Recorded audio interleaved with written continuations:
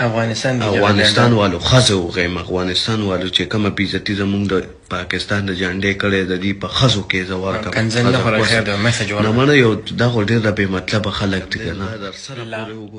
لعنت دی افغانستان په حکومت پولیس او په آرمی باندې وي ځکه چې انسانیت په هر دنیا کې زندہ پکار دی جس ریاست میں جس آرگنائزیشن میں انصاف ختم ہو جاتی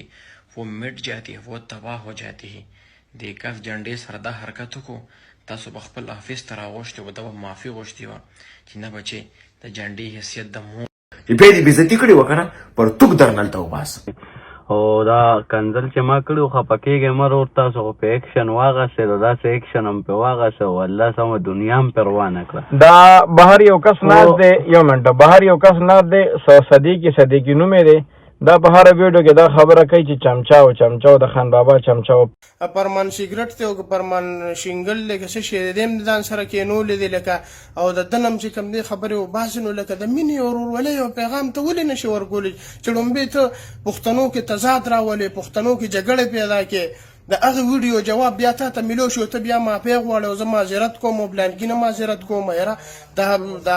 موبایل او د سوشل میډیا هر څوک استعمالوي خو دې یو طریقه ده زما ورور یې زما چې کوم دی د زړه سر یې